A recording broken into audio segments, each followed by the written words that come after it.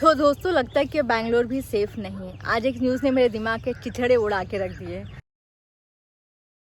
और न्यूज़ ये थी कि एक बैडमिंटन ट्रेनर, एक बैडमिंटन कोच जो कि बच्चों को ट्रेनिंग देता है, उनको बैडमिंटन सिखाता है, वो इन्वॉल्व था माइनर बच्चियों के रेप में। लाइक उसका जो टारगेट था वो 13 to 16 ईयर गर्ल्स होती थी जो उसके यहाँ ट्रेनिंग के लिए आती थी। उनको बहलाता था, फुसलाता था और उनके बाद उनके न्यूज़ लेता था, उनको अपने घर पे बुलाता था। और उसके बाद तो आप जानते ही हैं वो क्या करता होगा। यहाँ पर मैं बहुत ही शॉक्ड हो गई। मैं अपनी फ्रेंड से बात कर रही थी तो उसने मुझे बताया कि वो जानती है इस बारे में और जानती है इस बंदे को भी। और ये मेरे लिए सबसे ज़्यादा शॉकिंग था। वो बंदा मेरे घर के नेक्स्ट गली में ही रहता है।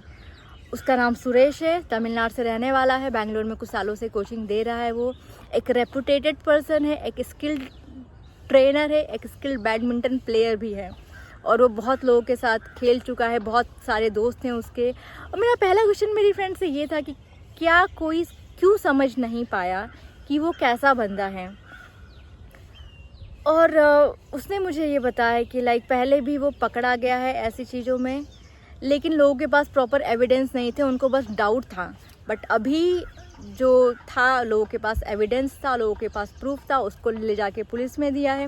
वो पुलिस अभी वो जेल में है। प्रॉपर कार्रवाई उस पर स्टार्ट नहीं हुई है, कोर्ट में उसको पेश नहीं किया गया है। लेकिन इस जो न्यूज़ थी इसने मेरे दिमाग में एक अजीब सा डर डाल दिया है कि लाइक ऑलरेडी हमारे देश में लड़कियों को फ्रीडम नहीं है। पेरेंट्स लड़कियों को सेफ्टी के नाम पे बहुत रोकते टोकते हैं। उसके बाद भी बैंगलोर सिटी जो कि एक मेट्रो सिटी भी है, यहाँ पे लोग इवन मैं भी कह सकती हूँ कि ये सेफ था। लेकिन इस चीज़ को सुनने के बाद शायद एज ए पेरेंट, शायद अगर मेरे भी बच्चे होंगे तो भी मैं कहीं ना कहीं डरूंगी कि शायद ये सब चीज़ कहीं मेरे बच्चों के साथ नहीं हो जाए। एक बैडमिंटन ट्रेनर जो एक टीचर के समान होता है और कहा जाता है कि टीचर पिता के समान होता है। पेरेंट्स ट्रस्ट कर रहे हैं, भैया बोल रहे हैं, सर बोल रहे हैं और आप उनके बच्चों के साथ ऐसा कर रहे हो। इवन जो दोस्त हैं उसके, वो अभी भी उस बंदे को सपोर्ट कर रहे हैं और ये बोल रहे हैं कि गलतियां लड़कियों की होगी। तो क्यों, वो बच्चियां छोटी हैं, नासमझ हैं।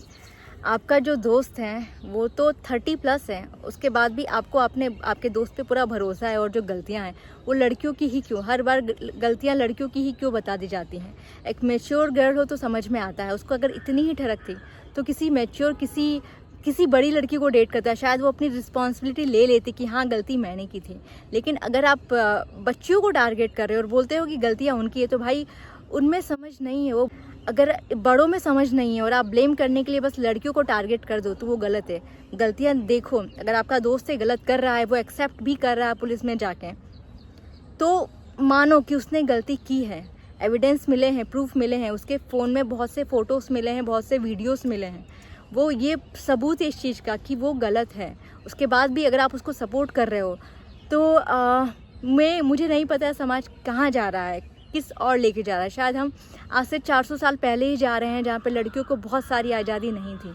लड़कियों को ही घर में कैद किया जाता था सेफ्टी के नाम पे। लड़कियों को ही सारे बलिदान देने पड़ते थे खुद की इज्जत बचाने के लिए। तो मैं तो चाहती हूँ कि इस बंदे को कड़ी से कड़ी सज़ा मिले और एक एग्जाम्पल भी सेट हो दूसरे लोगों के बीच में कि हम ऐसी गलती नहीं करें, अपना दिमाग लगाएं, समझदारी के साथ चलें और समझदारी के साथ रहें। और पेरेंट्स को भी मैं बोलना चाहती हूँ कि थोड़ा सा कम्युनिकेशन बढ़ाइए अपने बच्चों के साथ भी। हो सकता है कि अगर आपने प्रॉपर कम्युनिकेट किया होता तो बच्चे आपको बता पा रहे होते कि उनके साथ क्या हो रहा है, क्या चल रहा है। और उनको एक फ्रेंडली इन्वायरमेंट अगर मिलेगा तो शायद, अगर आपको कुछ बातें बताते हैं वो नहीं समझ पा रहे हैं इस चीज़ को, तो आप तो बड़े हैं, आप तो समझदार हैं, आप ज़रूर समझेंगे कि उनके साथ क्या हो रहा है और आप एक प्रॉपर एक्शन ले पाएंगे उनकी सेफ्टी के लिए, बाकी लड़कियों की सेफ्टी के लिए और हमारे देश के लिए।